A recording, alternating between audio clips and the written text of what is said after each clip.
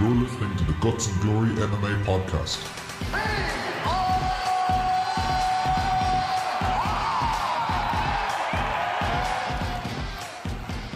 Hello folks, welcome to the Guts and Glory MMA podcast. I myself am David Dorn. It's good to be back. I am joined today by Coach Liam Griffin. What's up? And to my left here is Mr. Paul O'D with our news items. How are things? On today's show, we are going to talk about Conor McGregor's comments on the trilogy, Jorge Masvidal's comments on the rematch with Usman, and we are going to touch on Jimmy Flick's surprising and retirement announcement. So there you go, folks. Lots to be getting on with. Let's be getting on. I want to fight with Chuck. Chuck. I think he just blew his wad there. Anderson Silva, you absolutely suck.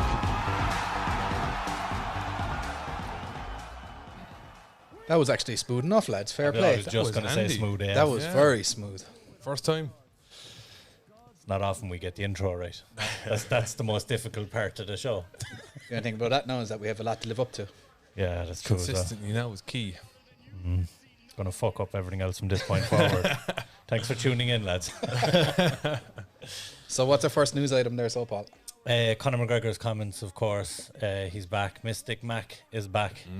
So there was a prediction, obviously, for the rematch with Dustin Poirier, but he's after coming out, and quite interesting this time. He's after suggesting he's going to get a KO in round 4, and I don't think we've ever heard McGregor predict a KO later than round 1 or 2. So he's obviously mentally prepared to go in for a war this time, but he's still predicting a KO. He said it's going to be a front kick KO in the 4th round. He's going to straighten his nose because he is rhinoplasty. It was his comments. Nice. Yeah. Nice. He's out there and he posted videos there on Instagram earlier. He's out in Dubai, in the UFC gym in Dubai training. I saw him throwing a few teep kicks there, a few front kicks. So it should be interesting. Yeah, John is on his way out there as well. So they're obviously doing the full camp out there. He was also drinking champagne this morning. So Yeah, right. More power to him. yeah. They were celebrating something. I didn't see what they were talking about, but I could see that they were drinking champagne. How bad? I actually got a call from, I was telling you about this, I got a call from Gary Albert on this. He's doing an article. I don't know where he's doing the article for, but he's doing a preview of the trilogy fight, and he was asking for some insights into it. So we'll have to get Gary Albert on to talk about his article once it's published. And Definitely. That'll be very cool. He's got a couple of different points of view on it. So Yeah, you were saying he was reaching out to different coaches in Ireland and getting their perspective on how they see the fight going and how it's gone so far. Yeah. From initially, how do we see the fight going? Do you think that the predictions hold any weight, or is it a distraction tactic? Or I think generally McGregor's predictions are somewhat of a gameplay tool. Yeah. Now, he does go out and he tries to manifest them, as it were, but I think more so now they're used as a gameplay tool, and especially in the first one. What was he predicting in the first one again? It was second round knockout or something. no, like that, it was the early spinning heel kick, and he never even threw it. Yeah. Yeah, so but he was predicting a 2-minute knockout. He was predicting yeah. a 2-minute knockout. I think it was me that said spinning a heel kick from the first one, that he wanted to do that based on missing the first one. Yeah. Did he say that as well? Did he? He mentioned it in Oh, sure, great minds think alike. Of course. So where's your champagne? so It's in the teacup. Oh, that is. it's I think it's more gameplay these days. Now, I think Dustin will take a lot from the fact that he's predicting a 4th round KO this time, compared to the Conor who came out in their first fight and said he has no chin, he'll be done in 1. And I think it's a mark of respect. 100%. Anytime Conor says, I'll knock you out in the 4th round, he's that's about as much respect as he's going to pay any opponent before the bout. So yeah, it's interesting for sure. We have Matthew Doucette in the building, our favourite Doucette brother. And Adrian Murray says, Adrian is present. Hi, Mr. Brian the Pikeman Moore. Brian's not quite here at the moment, Adrian, but I'm sure he appreciates your salutation. So what else we got in terms of news items? Yeah, so furthering on that kind of line of news items, Jorge Masvidal had some interesting comments about the rematch with Kamaru Usman, and he was asked that if he did win the fight, would he give Usman a rematch? And he said, when he wins the fight, he will definitely beat Usman again, because he's not going to go one-on-one with that man, were his words. And also, he made a remark about, he was asked who would be next in line, and he was given 3 options: Colby Covington, Leon Edwards, and Nate Diaz. Now, obviously, Colby Covington is number 1 in the world. Leon Edwards is number 2 or 3. 3, I believe. I think he was 3 last time I looked anyway, yeah. So they should naturally be the next guys in line, but Masvidal shut both guys down. He said about Leon Edwards, that motherfucker's a nobody. I go to his hometown and they ask me for an autograph. Which is that's some very impressive true. heat. Yeah. So, and he said Nate Diaz is the fight to make. So God bless the welterweight division if it comes to pass that Jorge Masvidal upsets the Is anyone else kind of getting sick of Masvidal at this stage? I was sick of him before he even got this fight. yeah, Like I think this is the most stupidest rematch of a fight ever. He got absolutely starched in the last one. Yeah. Not knocked out, but dominated for 5 rounds. It was 50-44 on one of the judges' scorecards. Why is it going to be any different? Like, you know, he had his chance. He arguably did worse than the 3 people who had a chance in the meantime. And I'm sick of him. Yeah, I was sick of him. Yeah, He's a gimmick. I'm going to play the just bleed here for the purposes of an argument. 6 days notice. Yeah. That is true, but you know, whatever. Even For his game plan, it wouldn't have made any difference. He was looking to go out and knock Usman out. Early, so you don't need any more than 6 days in order to enact that game plan. You just need to show up and throw your lucky shot in the first round. If it didn't land, he was going to get that beaten anyway. No, I agree, but I'm not less sold on this fight as a competitive fight. He still is a threat for the first 8 minutes of the fight, regardless of if the first fight was a 50-45 whitewash. That doesn't take away Masvidal's threat for the first 8 minutes, and the fact that his boxing is crisp, and that's Usman's kind of where he's the one minor hole in his game. Well, I mean, you can put in Colby again, you can put in Leon. They're all the same guys that he's beating every time out, and just he's doing it more and more impressively. We need to see a guy like a Stephen Wonderboy Thompson, perhaps, with elite striking. That I'm not going to say his name. Go on. I'm looking at it as well. I've heard people say Or a Hamza Chimaev. too much of anything is not good for you. But until we see that, I'm all for this fight. I'm backing up Masvidal in this one. I think he still has a chance. No, Set the Backslayer is in the building. He says, "What gimmick? Bunch of haters over there. Masvidal has been putting in that work." Yeah, myself and the Batslayer Do you like are on the same page for once. I think that was a Set the Backslayer impersonation, but I think I got it woefully wrong. No, I think, okay, fair enough. He's been around, like Masvidal's been around since fighting was invented, really. Yeah. But I just think that he had his shot, didn't pull it off, hasn't done anything in between, and needs to go back and fight someone in the top 5, someone inside the top 10, top 5, build himself back up and come back around again. I don't think he's earned a shot. No, he didn't earn the first one, but He likes my impersonation. but got gifted it because it was short notice. Yeah. But again, hasn't earned this one. But you'd argue anyone that takes a fight on 6 days' notice and saves a card, they're going to get rewarded. So that's all that's happening here. Yep. I think on merit, he probably doesn't deserve to be there, but I think the fight still has credibility. And the business will sell it. Like, I mean, 100%. they're gonna make a dent in pay-per-views. So obviously that has a lot to do with it as well. Like. Is that the one that's being held in Florida? Yeah, Jacksonville. Yeah, so he's from Florida. So, like, no-brainer. Absolute no-brainer there to have him headline the card. So, And full crowd back. It's going to be a complete showcase event. You have 3 title fights again. What's that? The 3rd time this year they've done 3 title fights? in the last 6 months, Yeah, maybe. You're asking the wrong man here when it comes to memory. Not Well, this you had year, but 259 was Jan Blachowicz, and there was 2 other title fights on that card. I feel like Goodwill Hunting here now. I'm just seeing numbers on the 250 in the air here. I'm just like, Yeah, no, it's been a while. Sorry, but this is the second one this year with 3 title fights. It's a phenomenal card. I'm all for it. just catching up on one of the earlier comments there, Kevin O'Sullivan, who built our set. Can we point at our set, please? His weekly shout out. His weekly shout out.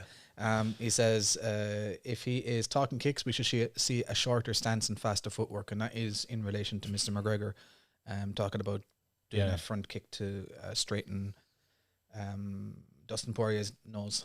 Well, I think we're certainly going to see the old style McGregor adapted. We're not going to see him come in relatively fat-footed and in a boxing stance. Yeah, I mean, it's alright. Like, he just needs to not do a boxing camp, do an MMA camp, don't do a boxing camp, and we should see better footwork.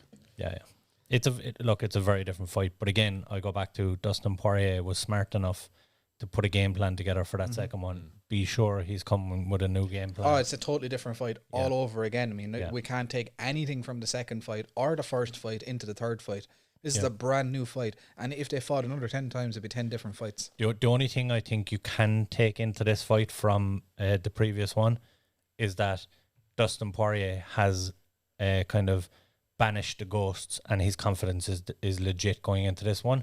So this is probably the most equal the two are going into this, as in mentally and preparation. This is the most equal they will be going into this. Because when McGregor comes off a loss, you can see it through his career. There's the type of person he is.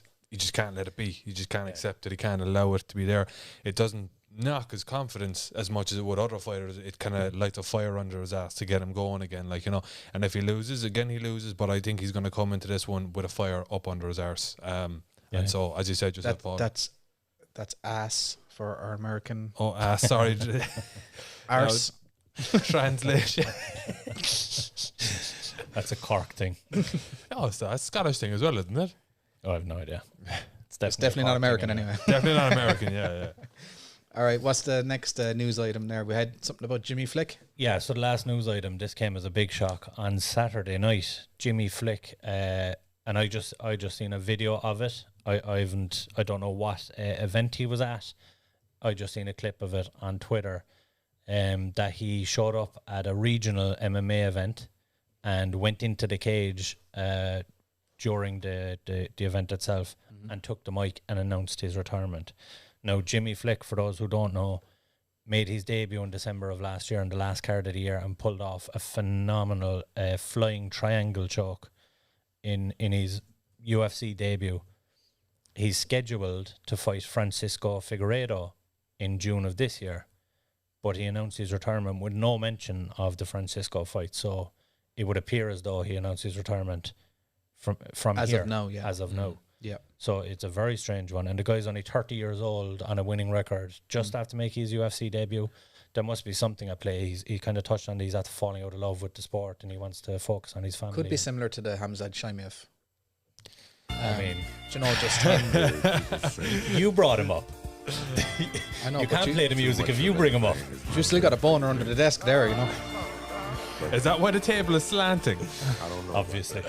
I want to joke. But it might be similar in that it's like an emotional response or an emotional outburst due to something in his personal life. He could have gotten dumped like at the show and decided fuck the whole lot of this. I'm going up here and I'm just hanging up the boots or whatever. Let's let it play out for the week and see what happens. I'm just reading here that he says the UFC isn't his goal anymore. I've got 3 new goals in life: spend more time with the family, help my wife reach her goals, and my third goal is to finish the book I started over a year ago to tell his story. Well, he didn't get dumped, so if that's the case. No, I think he's pretty solid, but he's got this idea about a book. Yeah. I don't know. It's just strange. Is he reading the book or writing the book? He's colouring the book. Poor old Jimmy Flick. Fucking hell, he's having a bad week. Yeah, look, it's strange for a guy that's 30 years old and just after getting to the show. Do you know what I mean? Like, he's worked his whole career to get to this point. He's got in there, got a win, had a taste of, he got the performance bonus on that night, got a taste of things to come, and strange timing. Yeah, that's why I think there may be an other element factors of an at emotion. play. Yeah. I think For it's something to do with his wife. What I'm getting. Might have been just a bet as well. Do you know, if he was there as a spectator at the show, he was probably with his friends. They were all pissed. Someone did a a very shoey and late said, April Fool's. I don't know. Yeah. Look, we'll have to leave it play out for the week and see what happens. Is that all our news items? Yeah, it'd be interesting to keep an eye on that matchup on Sherdog and Tapology to see if it falls out though. Yeah. Ben Doucette has just arrived. Sorry I'm late. I see Set is at it again, so I'm sure I missed a good start. So there we go. Controversial as always. Okay, so we're getting on to Bellator first, I presume? Yeah. Good card for the most part. There was some awful fights on it though. Yeah, there was a few questionable matchups early on. And not even early on. I mean, I spoke to you about the Liz Carmouche-Vanessa Porto fight. And look, yes, Liz Carmouche did what she needed to do to win that fight, but in a co-main slot and for a new promotion. She's only 1-0 with the promotion and she's looking to get a title fight in that division. Not the most impressive. Yeah, I felt that she just did what she had to do to beat Porto, because Porto was definitely ringing her bell in the first exchange there. Carmouche wasn't liking that. Yeah. So for her to kind of get on her bike and pick and move was the way there. It was she more, couldn't take her down either. It was more move than pick and move, but yeah. But she won all rounds, right? She won all 3 rounds. So I know it wasn't the most exciting. It wasn't riveting, but it was effective. I think for years, like we gave out about GSP, kind of doing a kind of a lay and pray tactic, but 100%. Yeah. no, he's always in the GOAT discussion. So Yeah. You'll be remembered for who you beat and not how you beat them, of course. I just feel like when she's relatively new in the division, to get that title shot, she's going to have to do something impressive. The only girls ahead of her at the moment are Ilile McFarland and Velasquez, obviously the champion. And I mean, realistically, if you're looking at putting a new contender in against Velasquez, she's the natural choice. Off the back of that, I say give Ilile McFarland the rematch. You know, she was a long-time champion there, so I don't think she did herself any favours in her quest for gold. So Kevin O'Sullivan asking us to give poor old Jimmy Flick a break. You know what it might be like when the paper goes to the top of the crayons. Jesus Christ. I come here, when you go out over the line, and you get a little bit of the crayon out over, that's heartbreaking. That's off. You're definitely speaking from experience. 100%, boy, 100%. Listen, just because I could actually finish in colouring book and you can't. Listen. Anyway, back to Bellator. Adam Burridge had an impressive showing. Yeah. I mean, did you see in the post-fight though Scott Coker's comments? I didn't watch the post-fight. What went on? I thought it was a bit rough. So Adam, obviously, he's now 4th in the division. Impressive win over a very tough Kennedy. And with the Grand Prix going on, obviously, there's some permutations there. We don't know when that fight's going to be. So to be calling for a title shot next, it seems a ways down the line. And that's exactly what he did. He called for the belt next. He wants the winner no matter who it is. Of course. The only other guy ahead of him is Manuel Sanchez, who's coming off a loss. So you would imagine he's next in line based on activity. And Scott Coker came out and did one of the journalists mentioned Boric going for a title shot next to him, and Scott Coker said, "Oh no, I don't know. Adam has to prove some more. He's got to be more active for me," which I thought was very strange. Bit rough. Yeah, I mean, you put the guy into the Grand Prix. It wasn't that long ago that he fought, was it? No, he's had... this is the problem. That Grand Prix has gone on for a long time now, obviously due to COVID, but it has been dragged across the coals a little bit. As phenomenal as it has been, they never intended it for it to go this long. And since the Grand Prix, he's won 2 fights. Yeah. August and October in 2020. So it's not that long ago. And now he's won a third 6 months. And now he's won a third one off the back of that. So Scott Coker's a bit out of line saying that, do you think? I thought so. Look, he's a bit, that's a bit. I think rough. you should send him a crossly worded letter, David. An angrily worded email. Scott. It's just strange. Look, obviously Scott has someone else in mind. Yeah. As next, or it's hard. It's hard to know what's going through a promoter's head when they're thinking of building future cards. Yeah. But obviously he's got to think of ticket sales and stuff like that. So maybe there is a bigger name there that he wants to kind of push into that next contender slot. Yeah, but I feel like rather than pissing off a fighter like that. Take a leaf out of Dana's playbook and say we don't talk about fights the day of fights. Do you know what I mean? Some rhetoric line like that. It's not often that we tell someone to behave like Dana White. That's for sure. But I think Scott kind of put his foot in it a little bit, and I'd be annoyed if I was Adam Boric coming off the back of a phenomenal performance and moving to 17-1. Let's not forget the guy has only one loss to Darian Caldwell, a former champion. Like, so that's Scott Coker acting like an awful Borax. Like a what? Oh, we're not getting into it, and I'm not doing a burpee either.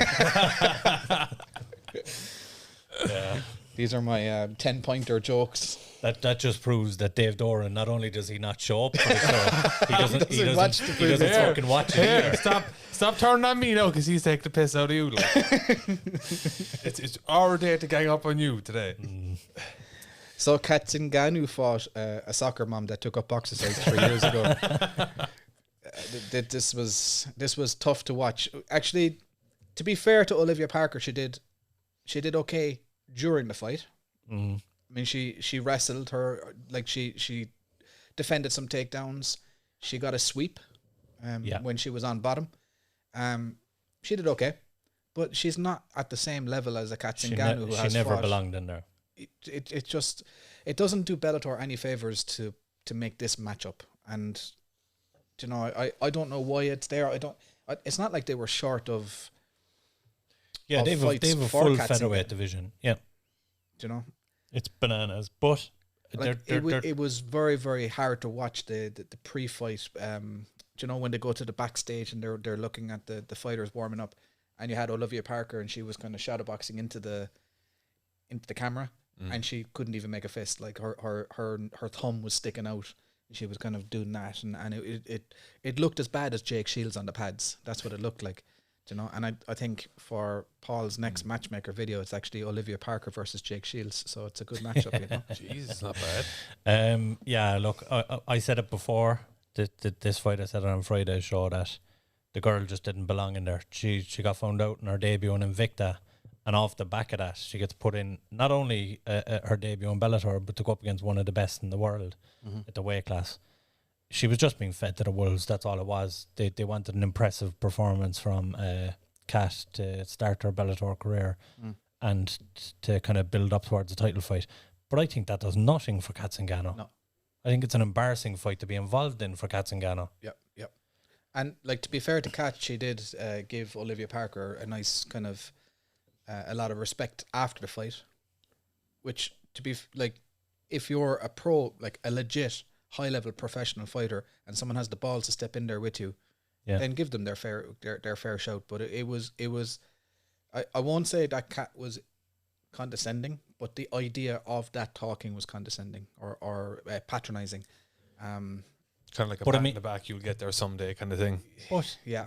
But what other way? It wasn't Kat Zingano's fault. But what other way is she supposed to approach that? Yeah. You can't but be condescending to a girl that's going into this bout 4-1, and you run through her. Kat Zingano's fought the very best in the world for the last how many years? 8 years, 9 years, 10 years? And there's a girl who went 4-0, obviously on the regional scene, didn't make it an Invicta, it wasn't good enough, and then was thrown in against Kat Zingano at Bellator.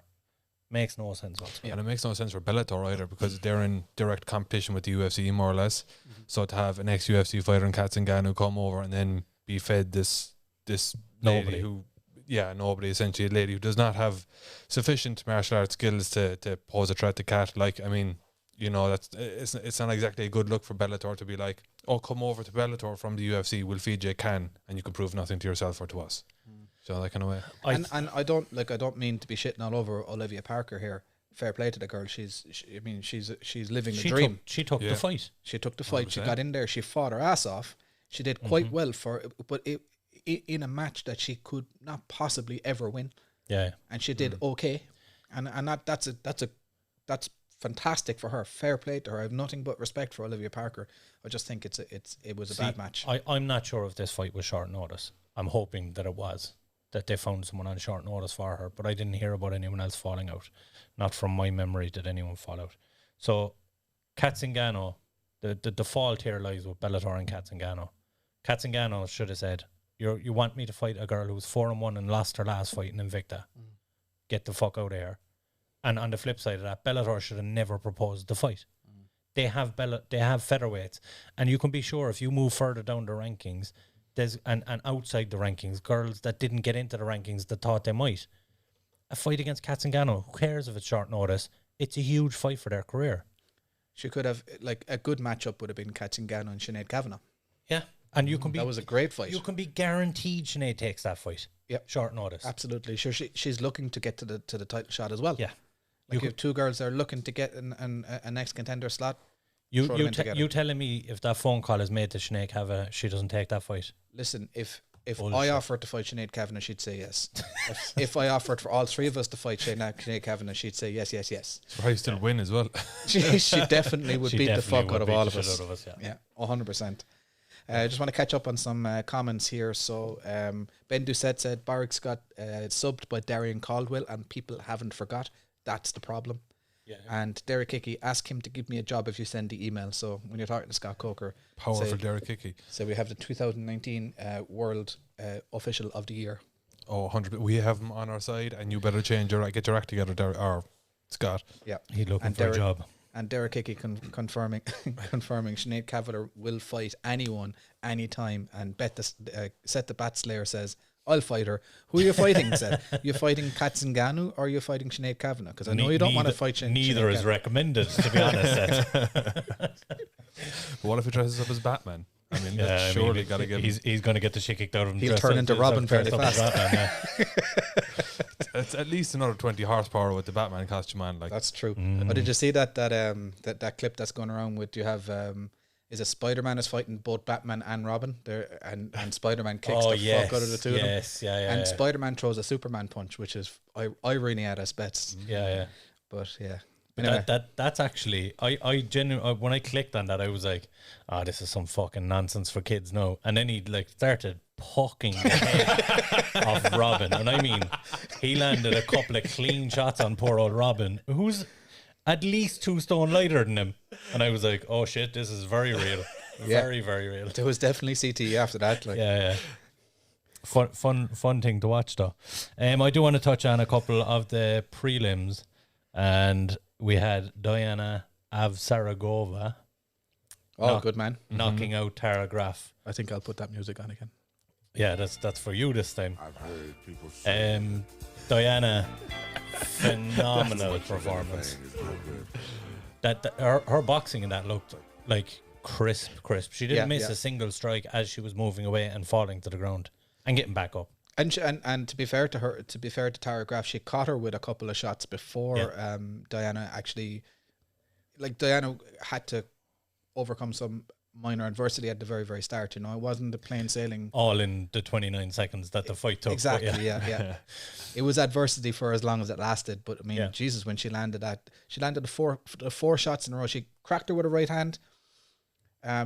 Saw that she had her hurt. Went again 2-3-2. And on the ground, boom, one more time, 4. She's gone. She's done. Yeah. And welcome to Bellator, Diana Avsaragova.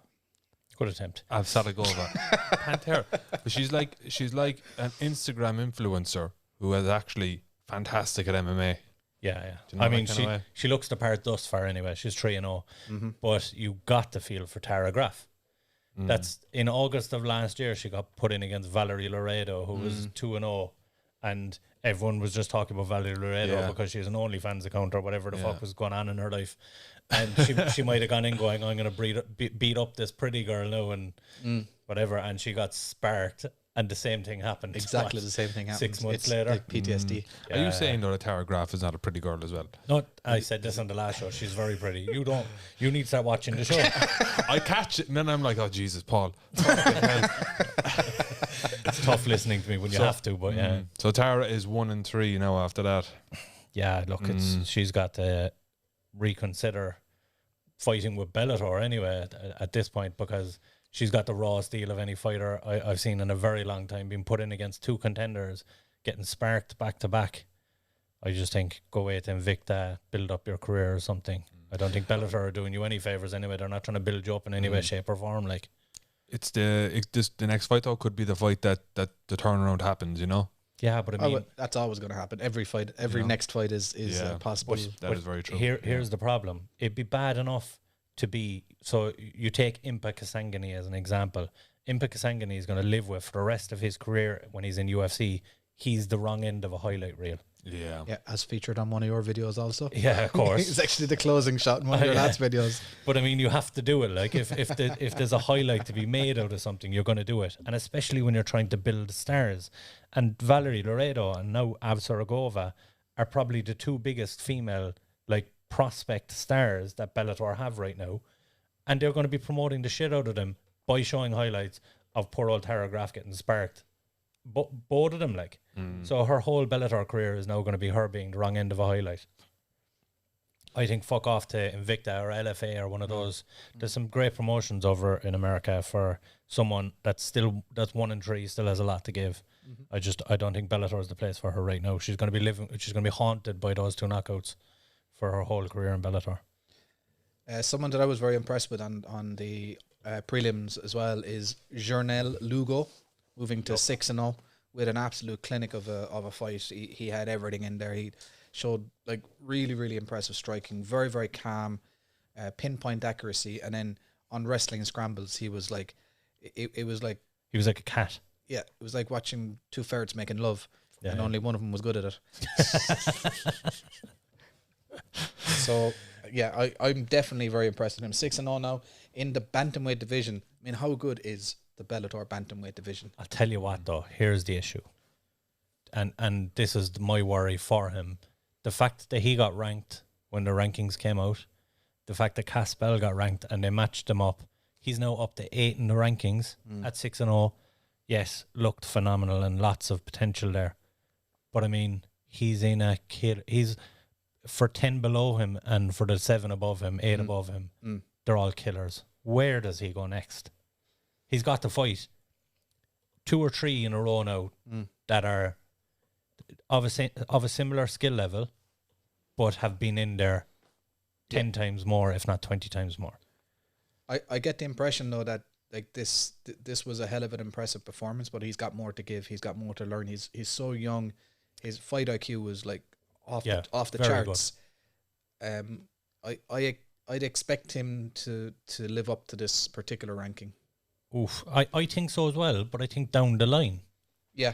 I think he should have another 2, possibly 3 fights before he gets to that point. But if you are a number 8, should you not just be a number 8? But he's only number 8 because of the current circumstance rankings. And because of the criteria for being ranked with Bellator. Unfortunately, there were 10 guys: Brian Moore, Eric Perez, Toby Misic. The 10 guys outside the rankings that are, I mean, streets ahead of this guy when it comes to, they've been in there 20 times. Yeah, fair play. They've fought the very best in the world. You talk about UFC vets, Bellator 10-fight vets are below him in the rankings just purely based on criteria. I think he's a victim of circumstance here, and he's got a rough road ahead of him for the next 2 or 3 fights. I'm not saying he won't come back, but I see him facing a couple of L's before he gets back in the winning ways. But I think what we'll see over the next few weeks or next few months at least is all those guys that should have been ranked will be matched with guys who are ranked. Yeah, you know, I know it didn't happen in this particular case. Maybe we had 2 guys that were ranked prematurely being matched together, so that's fine. It'll work its way out. I mean, like, it's teething problems at the moment for the ranking system within Bellator. But I actually have a fantastic pick in my Matchmaker episode, which will be dropping tomorrow for Journal Lugo next. What a segue. It's not a fight that I like for him, but it would be, based on the performance he gave on Friday night, it would be a barnstormer of a fight. Excellent. And Really if you want to looking catch that video, make sure you head across to our YouTube channel, which is Guts and Glory MMA. We're creeping up to that 500 subs. We want to get that 500 subs by the end of next week. I think that would be a good goal. So if you haven't already, if you're watching on Facebook right now and you haven't subscribed yet, get over to YouTube, hit that subscribe, and get us up to 500 by the end of the show, please. That would be awesome. And of course, there's 5+ videos a week going out with original content.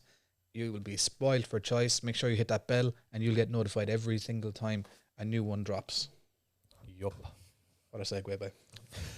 We're becoming naturals at this. We're only like what 25 episodes deep. Ian McCarthy likes my two ferrets making love analogy anyway, so He's about the cheers only to one. that. I think The only part of that analogy I liked was that, and only one guy was good at it.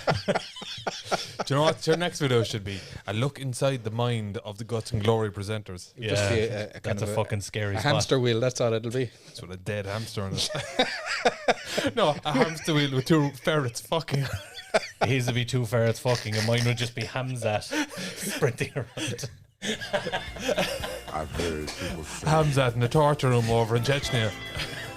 too much of anything is not good for you. All for it. You're all mine, Hamzat.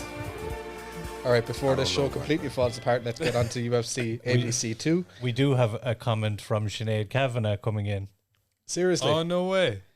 It looks like that anyway from Facebook, replying to Derek Hickey, waiting on the call with a call emoji. Oh, Go nice. on, girl, go on.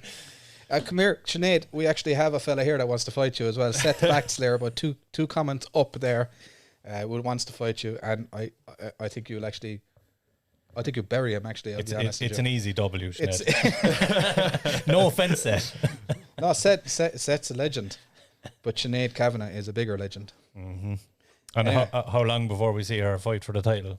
Yeah, actually, because I was only defending Sinead against Chris Cyborg not so long ago on Twitter. Yeah. Cyborg is good for replying on Twitter. If any, Very good. like, you know, fair play to her. I know she probably gets a lot of hate online and stuff, Yeah. but no, she was very gracious in She replying back replies and to forth. almost everyone, yeah. Yeah.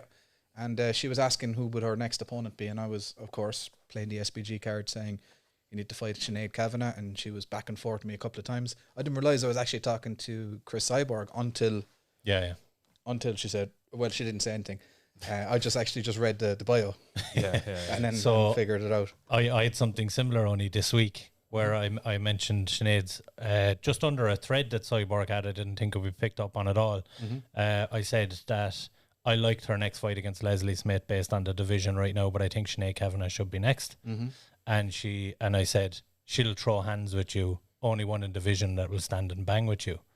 And she commented underneath and goes, "Watch me become a wrestler." Cyborg did. That's fair play.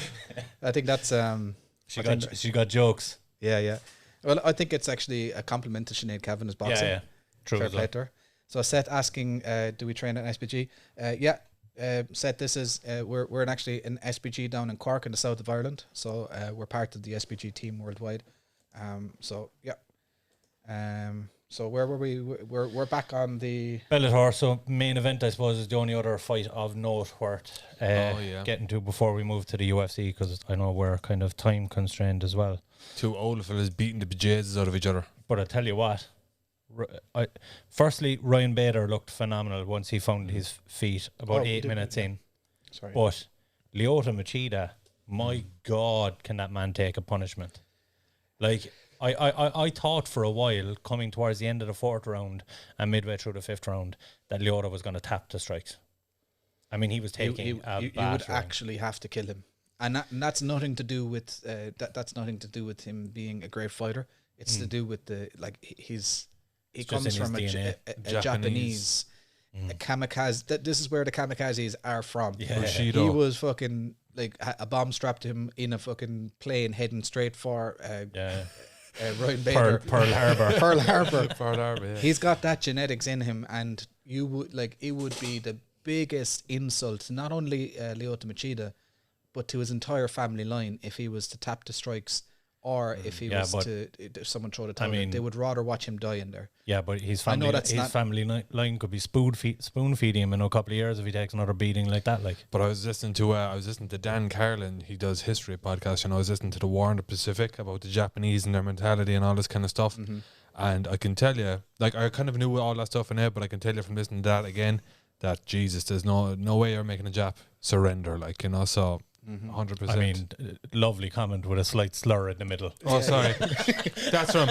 I should really apologize because I'm going to look at the camera. I refer to Japanese cars like that. So, a Japanese person Yeah. Is that No, better? look, Is that better? A person of Japanese descent would Yeah, be yeah. Okay, a correct. person more of fitting. Japanese descent. Sorry, I'm still learning this PC stuff. I'm getting better. You're not really. No, That's the problem. clearly fucking not. I nearly offended Mongolia there 2 weeks ago. I mean, don't start. So Seth the Bat Slayer say he's going to stop talking shit. I think once Sinead Kavanagh has in her sights now, it doesn't matter whether you stop or not, Seth, you're still fucked. She's currently on Ryanair booking her flights. Mr. Tommy Lanigan, which he's our Polish member of staff. Considering his age and length of time in the sport, Lyoto is phenomenal. Yes, he is absolutely 100% phenomenal. And look, we sang his praises on Friday, and we listed off the notable wins he's had in his career. He holds a win over Bader, and Bader maybe could have gone down as an almost guy before the move to Bellator, but I think Bader is going to go down as one of the elite light heavyweights of all time based on the move to Bellator. So it's another big win on his career off the back of that. And to be fair to him, he had the beating of he had the winning of the fight in the first round, and The first 8 minutes. yeah, like part of the second round. Yeah, I was going to say that. But like he hasn't. The problem is he's still the same fighter as he was 10 years ago. His takedown defense is framing off the shoulders, and that's fine. And who else uses that is Stephen Wonderboy Thompson. In fact, his instructions on how to defend takedowns as a kickboxer is frame off the shoulders, keep the hips back. But when you have a wrestler of the level of Ryan Bader, it's not the takedown you have to worry about. It's once he has you down and how he laces the legs with that collegiate style wrestling, the folk style wrestling, the same as you would see Phil Davis using, and the same as you would see Khabib using, and And Bader, by the way, when Bader was on top of him, you could feel like that Machida was being crushed. Yeah, like Bader was making himself twice the weight he actually is on top of Machida. It was scary control. and his power in his ground and pound as well is frightening. Yeah, you from know? very short range. A lot of guys that, and we talked about this in multiple episodes, when people get to that dominant position, that they don't strike enough to also win the round on the judges' scorecards according to the criteria of judging. But Bader doesn't make that mistake. God, no. And when you look back on the Matt Mitrione fight, he did exactly the same. Yeah, and like just put a beat Matt in is him, a big dude, you know. But yeah, he's gonna be trouble for anyone in the light heavyweight division. I can't see him not getting to the final. Now I know Yag Shamordov's a bit of an unknown. He's an unknown, yeah. But it depends on what he does now against who's he fighting. He's Corey fighting, Anderson, Corey Anderson on the same side of that bracket. Yeah. I think Bader is slightly better than Corey. But we just don't know about this new dude that was a former. But it's mostly strikers on the other side, with the exception of Phil Davis. I mean, they must be looking at each other now, and also kind of peering out of one eye at the final, kind of going, "Fuck me, Bader's going to be trouble if we get there." They have to be. After that performance, it was phenomenal. Dean McCarthy said Machida chin like a mofo. Anyone else should have been taken out in the third, but fair play taking the shots he did. Yeah. What do you think is next for him? I hope I'm in the same page as you. I hope it's either like a fight with another kind of nearly retired legend, I'm not on the same page as you. Soon to retire. The dude has done enough to be part of any Hall of Fame, and not even in MMA, in just martial arts in general. That dude is venerated in the karate world for representing karate to such a level. There's nothing to be gained. He's not going to become a champion. Any damage he takes from here on in is unnecessary. Hang them up unless it's like Ken Shamrock or Tito Ortiz or someone like a legend that can't hurt him anymore. But even still, I just say hang them up. You're fair enough. You're not going out on top, but you were never going to go out on top going to this point in your career. Hang them up and be proud of what you've achieved in a phenomenal career. I mean, it's time. Because when did he lose to Nemkov? That was like a year ago. Yeah. Was it? Yeah. So. Yep. He's had a tough run. He's 3 losses in a row now. I think it's time. Seth the Bat Slayer saying Bader besting guys he couldn't hold their jockstrap if they were in their prime, like Fedor. I mean he's definitely been fairly lucky to catch a few guys at the end of their career. Yeah. And I think he was found out against Nemkov. Yeah. You know, a guy that's he looked in his prime. He looked all out of sorts. Yeah. But again, against Machida for the first 8 minutes, he looked all out of sorts. He looked very uncomfortable. Yeah, he's not. He's definitely like in all the time he's been training in MMA, he has never improved his striking to a great degree. He's got the overhand. He's got power. But if you have anyway elite striking, it shuts him down. His footwork is atrocious. Appalling, yeah. There's nothing there at all. He actually looks like he doesn't know what he's doing. And he looks like he's always waiting for the opportunity. And I think what made him really hesitant in the first round is he kept glancing down, but I think he was expecting a knee. I think he was expecting something straight up the middle, because you could see he kept looking down, but he never shot in the first round for that. It wasn't until he engaged in the clinch that he was even attempting a takedown. So Dean McCarthy said, even taken out with in the first with some of those shots. Hold on, I have no idea where that. I'm taking that out of context there now. Sorry, Dean. Yeah, we that he could have even been taken out in the first with some of those shots. Yeah, we don't want to see him turning into another Silva. Be ashamed to keep getting beatdowns. Ben Doucette saying Lyoto won't go out like that. I reckon he takes another fight and will get a win and retire on it. That's a very, very slippery slope to go down, Ben. I think, you know, like a lot of fighters towards the end of their career don't want to retire on a loss, and then that's when you keep taking fights, and then if you don't win them, obviously then you put like 3 or 4 or 5 losses together, and you turn into, like as we said a little bit earlier, Anderson Silva. Fuck it, Bellator, give me a call. I'll step in and he can beat the shit out of me for 25 minutes. Add another legend to his list of. You have to wear the hat though. Seth the Batslayer, remember what Anthony Johnson did to him? Yeah. And Kevin O'Sullivan probably looking for that front kick instead of the knee. He was probably very possible. Yeah, that's a good point actually. But he did land the flying knee against who was it, Gegard Mousasi as well. So and Chael Sonnen. Sorry, it was Chael Sonnen, not Gegard. Yeah. So and that's not that long ago. That's only 3 fights ago. So I think it was some iteration of one of those that he was very worried about anyway. And we do need to move on to the UFC card because we're pushing the hour already and we haven't even touched on UFC card. 100%. I'll just leave those comments up there so you can read them away, but go on anyway. Yeah, so Kevin Holland, I kind of touched on. I gave him a little bit of praise on Friday and I'm taking it all the fuck back. and I feel like I'm gonna swap sides with you here now. Here's the issue, right? I said he stuck true to himself. And against all the hate that he'd received over the last 3 weeks, he's going to be himself and continue on what he's been doing. What did he do? A completely fucking changed game plan, a completely changed character. Didn't talk shit once during the fight against the guy we know is over-emotional. Marvin Vettori nearly lost his shit during the weigh-ins because apparently Kevin Holland ate his ciabatta bread. Marvin Vettori nearly exploded. Listen, you don't mess with a man's food. God damn it! But this is my point. Not ciabattas are decent, man. You don't. But this is my point. Kevin Holland had the opportunity during that fight to make Vettori over emotional, and on the feet he was clipping him. He was touching him on the feet. If he'd have made Vettori emotional and started shit talking him, even if he'd have brought up the ciabatta bread halfway through the first round, you can be pulled it out of his shorts. Yeah. You can be fucking sure down his cup. But you can be guaranteed Vettori would have ran onto a punch. Do you see all the memes that are being posted, especially Darren Till, about Vettori cheating? No, that he's one of the orcs from Lord of the Rings. He just wants man flesh. We'll touch on Darren Till as well, but I actually just to give Kevin Holland some credit. I think that he showed. I think he took the fight seriously. Yeah, I could see that. You know, and I think that he had very similar to Lyoto Machida. He worried Vettori in the first round.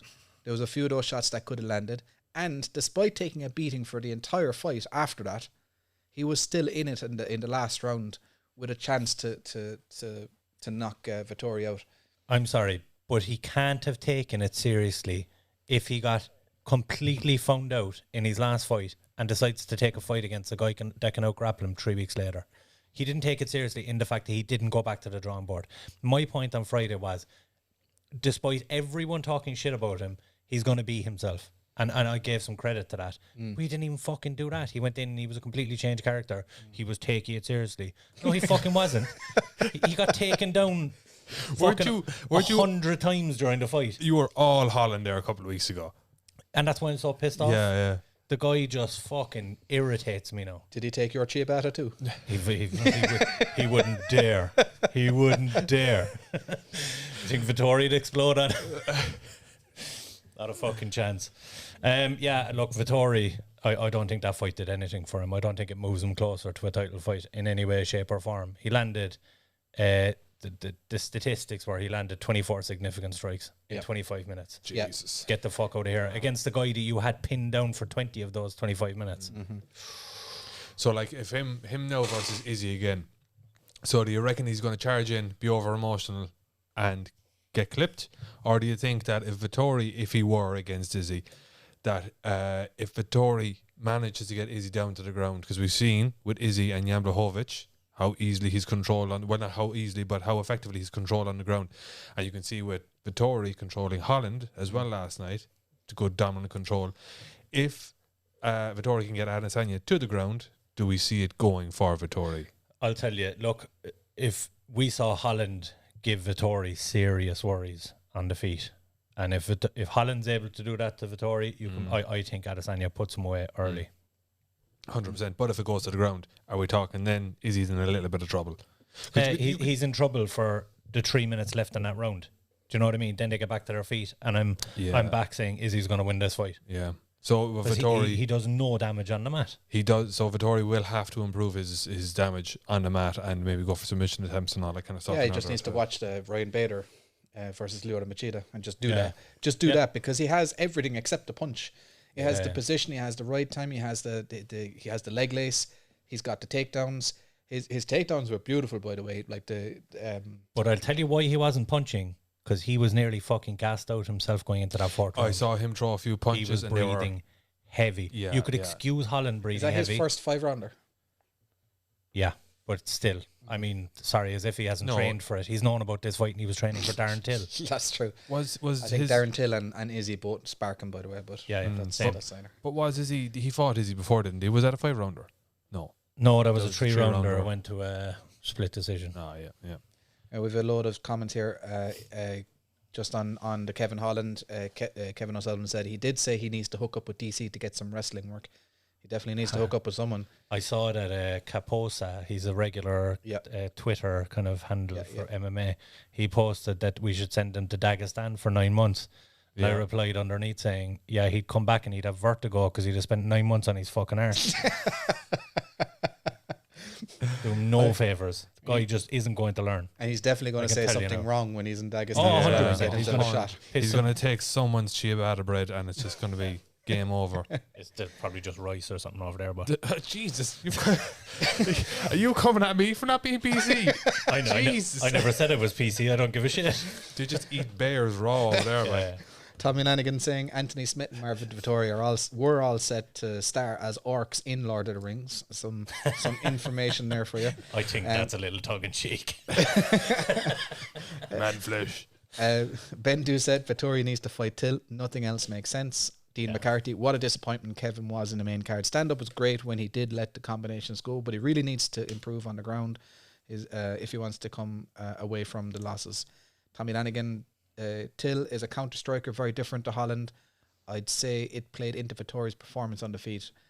Brunson versus Vittori for number 1 contender slot. That's not a bad show. It's a good fight. That fight would be boring as fuck to watch, though. Oh, 100%. I'm not watching it.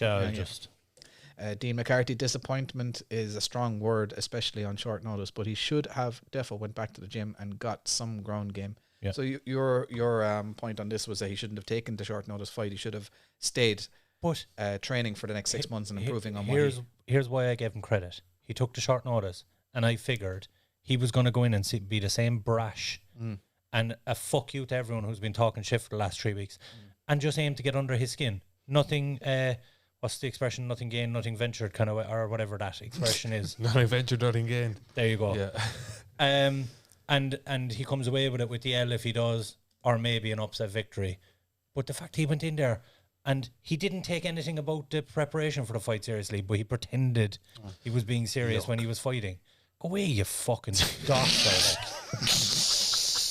What are you talking about? You're acting up to the camera like you're taking your fight game seriously now. When we can fucking see you haven't sprawled once in the gym in the last 3 weeks. No, to be fair, I was I was on the Holland train and I got off it. I got off it earlier than you did. Fair play to him last night. Fair play to him for taking the fight. Fair play to him for going in. Fair play for like. He's on my. He's moved serious. up. He's moved up a line with fucking Greg Hardy on my shit list. No, I want to see him get That's sparked. not bad. Let's be honest. Ben Doucette reminding us that he fought Jack Hermanson in a five rounder. Oh So yes, he did. so there you go. Yeah. That's why Ben is on the team. Yeah, and here's something interesting. He was, as far as I know, he was the UFC's fighter of the year last year. But he was certainly fighter of the year in multiple publications and different websites. Yeah. He could very, very, very realistically be the quickest fighter to be cut after being fighter of the year. It could happen in the next 6 months. Holland. If Holland loses another 2 fights, that's 4 in a row. Yeah, but I That don't know. dumbass is likely to jump in there next week. I don't know if Holland's 4 losses in a row, given the current circumstances, are 4 losses. Do you know what I mean? I don't think the stock is the same. He's been mauled twice. But I don't think the stock is. I think Dana might look at him now and say he's got some adjusting to do, but Dana said he had a mental breakdown after his last fight. That is true, actually. Yeah. Dana's not on board at all anymore. Yeah. Dana wanted him to get beaten up right from the off because he called him Big Mouth and he was laughing. It'd be like the Mike Jackson CM Punk thing. He enjoyed the fact that they had a good run last year, but I think Dana's also enjoying him getting the shit kicked out of him now For acting the fool. because he's a dope. So talking about 4 losses in a row, you had Smiling Sam Alby take his 5th loss in 6 fights. I didn't know that. It was actually Ben Doucette that reminded me that in the group chat. I didn't think that was even possible in the UFC. Yep. So he's had 5 losses and a draw in his last 6 fights. Got sparked out against Julian Marquez, the Cuban Missile Crisis, which is a great fight name, by the way. Best fight name. He looks like it as well. He does, yeah. And of course, then you were impressed with his post-fight antics as well, Paul. Yeah, he's just cringe. It did work though. It did work. He got all tweets 3 back from guys. all 3. Yeah. Look, and the last one as well with the Miley Cyrus and the weird other shit that he was talking about was also very cringe, but worked. So the guy is, even though he's awful to watch on the mic, what he's doing is working for him and he's building a big character out of it. He's just kind of that kind of dorky, weird kind of guy on the mic. Look, it's working for him. And he's able to fight, more importantly. He's 9-2 now and he's had some very impressive wins in the UFC. So there's a big one next for him, which another matchmaker episode. I have a good one picked for him as well. And just before that, we had Arnold Allen. Well, after that, but before it and in the order that we're going right now, Arnold Allen versus Sadiq Youssef. Back and forth match. We had Arnold Allen, I think, take 29-28 and 1 judges' scorecards, and I think 30-27 on at least 1 as well. But a good exercise for scoring fights again. This particular one, for the most part, in the first 2 rounds, they were pretty even in strikes. Yeah, Youssef was slightly outlanding him, but it was clear Allen's were, and he dropped them in the first and second round. Allen's were more doing more damage. So the way that a lot of the judges would talk about that is when you think back on the fight afterwards, what moments can you remember? And for the first 2 rounds, definitely Arnold Allen dropped Sadiq Youssef twice, once in each of the rounds. And for a round that was fairly uneventful other than that, or fairly even other than that, that's what stands out, and that's all it takes. Yeah. It's literally all it takes to win the fight. So I felt it was the correct call. Yeah. A lot of people online saying that Youssef may have done enough to clinch those first 2 rounds. But again, I'm convinced this is because of DC's commentary. DC was so utterly biased towards Sadiq Youssef. It was embarrassing to watch. Okay. I didn't notice it this time. I wasn't really kind of paying full attention to the commentary this time. It was so bad. Yeah. I mean, there were stages where Allen landed a combination and the guys would mention it and DC would cut across them and go, Youssef is outpointing him though. Youssef is outstriking him. He's landed more strikes. Like he didn't even let the other guys have their say on the fight. And it's weird now as well in this day and age, well, for the time being anyway, for the moment, with the Apex, and like the fighters can hear the commentary. Yeah. So I think that is a big influence on their mindset, the direction they're going. Actually, as you mentioned that, it struck me the last time that you have Mauro Ranello now working in Bellator. That dude's voice is so freaking loud that like there's not a single word that man says that both fighters haven't heard exactly. Yeah, it's like a third corner. I forgot how irritating he was as well. He's got some zingers though. Some of his He stuff does, is but brilliant. For if you're watching a broadcast for 6 hours, he becomes irritating very quick. We do need to touch on a couple of other fights on this before the hour is up. The hour is definitely up. Yeah, I know. Mackenzie Dern. Mackenzie. I mean, like this girl, is she a future world champion? Yeah, she's getting there. I mean, obviously she came in with the grappling pedigree straight off the bat, but the striking is improving every single time. She looks dangerous. She looks dangerous. She's getting more fluent in her striking, and she's landing with power. And her takedowns are a lot better as well. And she doesn't care about being taken down. It is definitely there's all the ingredients are there for championship material, 100%. The worry now is that she moves up to 5 off the back of 4 wins in a row. Mm-hmm. Ahead of her is Carla Esparza, Yan Xuanan, Joanna Jędrzejczyk, Rose Namajunas, and champ Weili Zhang. That's what's left ahead of her. Yep. And Yan Xuanan and Carla are matched, Rose and Weili are matched. It looks like it's going to be Joanna Jędrzejczyk next. I'd say they might have her fight someone below her in the rankings because After she has 4 wins. But she's after fighting somebody above her in the rankings in this fight, so it wouldn't be unreasonable for her to give someone else a leg up from. I agree, from but what do you do with Joanna is the thing. Like, because I think David Hay has some ideas for what to do with Joanna. We won't even get into that. Jesus Christ. We won't even get into that. I feel like they're like an angel now at the moment. Yeah. But listen, you got Mackenzie Dern against Joanna Jędrzejczyk. I mean, that's ultimate striker versus grappler. That is scary there. It's a tough matchup for her, but it's still a winnable one. Oh, it's 100%. If she takes it to the ground and keeps it there, 100%, it's winnable. Yeah. I feel like she's the kind of girl that could tap anybody. She's that good. So Thomas Lyon, just getting some of the comments in here. Holland is one of the few fighters the UFC would rush to cut. They love having someone to step up at short notice. I'd say wouldn't rush to cut. Yeah, he fixed it there. Yeah, I did. Sorry, Jesus. Okay, Ben said I would be a little worried. He was losing that Pitolo fight till he hit the Hail Mary submission. But he's done that in several of his fights. He gets rocked, cracked, and he still keeps coming forward. Mm-hmm. And a win over 34-year-old Alvi, who hasn't won in 6 fights and went back down to 185. Yeah. Mm-hmm. Yep, good points. Into 10 hours in the building. Oh. Yes, I'm here. I'm so fucking excited. I don't know what to do with my hands. Keep them above the table, please. Yes, here going to 5 is another Q world for her. It's another world for her. It's another world for her. Yeah. The top 5. Yeah, guys, 100%. I'm really not good at reading out comments when they're not grammatically correct. So cut me some slack here. Literal interpretation of everything. The other one on the main card, Mike Perry versus Daniel Rodriguez, and we talked about Alvi and his record. Mike Perry at the moment is 1-4 in his last 5 fights, and he has 1 fight left in his contract. I thought that was his last fight. No, he said after the bout he's 1 fight left in his contract. Darren Till, he's like arch nemesis, but they're also bum buddies or whatever the fuck they are. They have this weird like respect for each other. Yeah, they have a love-hate relationship. Has offered up for them, his whole family, to come over and live with Darren Till and train in the gym because he said he's not taking his career seriously. Yep. Is that an offer Mike Perry should take? 100%.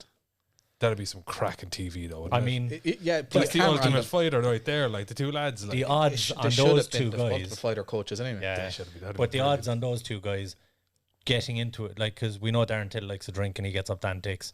We know Mike Perry is not all the way there.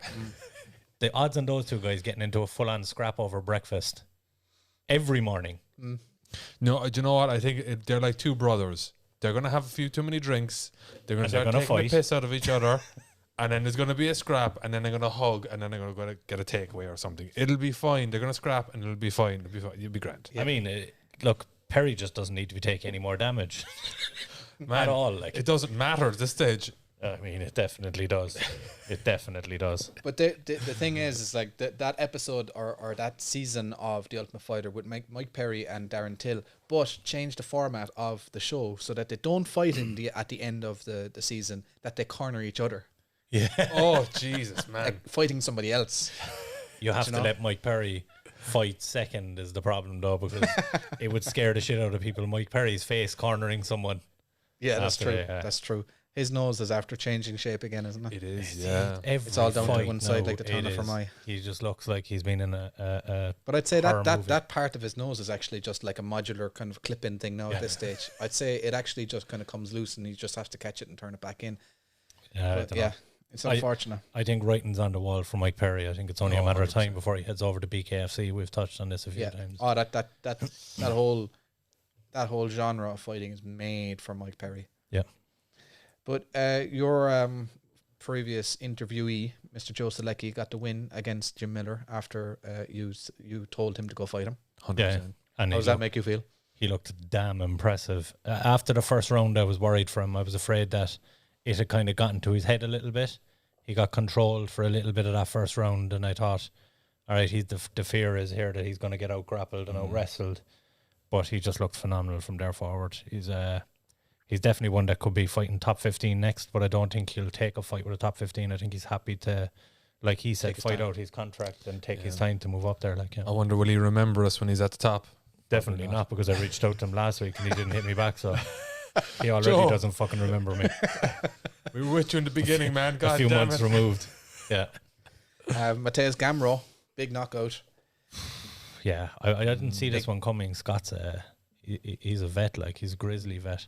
Performance of the night bonus. Yep. Yeah. As someone on Twitter said, it was a great night for the Europeans. Yeah. And anything else stuck on that card? There was a heavyweight knockout that someone nearly died with. Georges Danio, yeah. That fucking poor Jorgen de Castro. I mean, there's going to sleep and then there's going to sleep and looking like you're not waking up. It was a bad knockout. The fight I want to touch on is John McDessie and Ignacio Bahamondes. How those two boys did not win fight of the night is a mystery.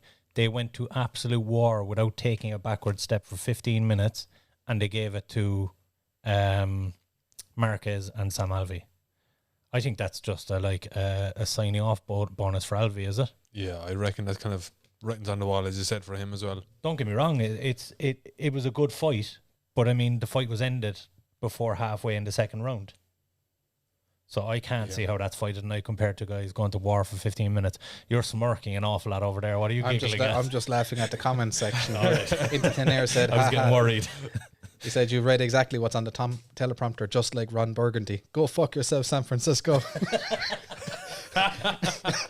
And just an FYI, sometimes when you guys switch scenes, this QR code screen pops up. Oh, hang on. Is that? Oh, my camera's gone Oh, dead. the camera's gone dead. Oh, there we go. Yeah. Nice. All right, so we're gonna have to keep the rest of the show in camera one. So Typical every week he doesn't charge my camera. I mean, he's and they mentioned before the broadcast as well that I have a face for radio. I think they're trying to tell me something. I think Liam is kind of strongly hinting at something. Yeah. All right, yeah. I'll wear a mask next week if you charge the fucking camera. Greg O'Sullivan, is Perry's biggest problem that he doesn't have a team around him, or is it something else? It's definitely his mental state, really. But having a team around him is definitely not. But that's a consequence of his mental state as well. Correct. Yeah. The guy is just fucking not wired right, like. And Kevin O'Sullivan, that's a reality show right there, already subtitled for the accent, or we'd have to definitely subtitle for the accent, 100%. Greg O'Sullivan is partially not having a team, people to be accountable to, brotherhood. Mike Perry seems out on his own. I missed old Mike Perry. That one. Boom, fixed. Yes. Hey. Okay, there we go. That wasn't. See how I'm parsing together like bits of different conversations going on here, but yeah. QR code with all the Chinese characters coming up. What you mean? That's an Apple product. Exactly. So yeah. any other? Obviously, Mr. Jack Shore. Oh yeah. Climbing to 14-0. Yeah. Again, great night for the Europeans, as we said a little bit earlier. Yeah, and Impact got another victory. Impressive rear naked choke finish off the back of the Joaquin Buckley knockout. I think he needed it, and It was a move down to 170 as well, and I like him in that division. He's a huge guy, so he could be making waves very soon. And I mean, he's 9-1, and like you'd hate to see that get erased by one knockout, like by that one on his record, like even though I mean that's going to haunt him for the rest of his life. But unfortunately, yeah, like Aldo and McGregor, that kind of way. There's a bit of a tarnish there, for sure. So that's pretty much it for the card, unless there's other fights that you want to talk about.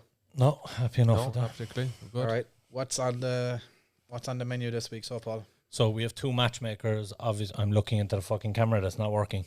We have a matchmaker on Monday for the Bellator card. We have matchmaker on Tuesday for the UFC card. There are 5 fights to make off the back of the previous weekend's action. There's some good picks for some of the guys that had big wins on the weekend. On Wednesday, we're going to have a top 10 episode coming out, and this is a phenomenal one. I cannot wait for this. I'm going to break it. It's the top 10 worst nicknames in MMA. Oh, nice. There's some obscure ones on there, and they're really? fucking horrific. I mean, they are horrific. I can't wait for that one. So we did a deep dive, and great work by Ben Doucette on this one. It's going to be fun. On Thursday, we have Behind the Tape is back for the upcoming UFC card. We are also going live with our show because it's Bellator and UFC again next week. Okay. On Thursday also, we will probably have Pro-Am predictions bringing to you, and then on Sunday we'll have our live review show of the week's action. So a full night or a full week of action for the whole week, lads. So make sure you go ahead and subscribe over here. Guts and Glory MMA. We're up to 489. Were we at 489 at the start? Did anybody? We were, yeah. We were. Okay. So we gained a total of 0 during the show. Thanks, lads. Who are you saying thanks to? They're not listening. No, they're still listening. They can't see me. That doesn't mean they can't hear me, Dave. Well, Kenny Barry's asking you to do those burpees yet, Paul. I'm doing them now. You just can't see him. Look, there's his camera. I just knocked out 20. Oh, jeez, that was fast. You need a towel to just cover your... You owe me burpees from last year, boy. What are about? About 60 of them, yeah. Yeah. So, right, let's go quick round the table. Where are we going to follow you on? Instagram or Twitter or Facebook? Let's stick with Twitter. Let's just go with Twitter. Are you on Twitter? No. Okay, let's just stick with Twitter then. All right, go on, Paul. What have you got? Paul OD MMA, at Paul OD MMA. All right, where are we going to find you, David? In my house, usually. That camera doesn't work. It's that one, you fucking idiot. No, you can find me on Instagram, DJ Rahan. I'm sure you lads have shared it. You can find it. We share it every day, boy. Every 100%, so you can see that I post nothing at all. You'll find me at Liam OG Griffin on Twitter. And that's it, guys. That's been our show. Thanks a million for tuning in. Thank you. And thanks for joining in the comment section. It's been great. We'll see you all next week. I want to fight with Chuck. Chuck. I think he just blew his wad there. Anderson Silva, you absolutely suck. Where you at, McNuggets, you fucking piece of shit? I'm cool with all the gods. Gods recognize gods. This is #1 bullshit. You can't stop us at the Express. Choo-choo, motherfuckers. I don't have much left to say.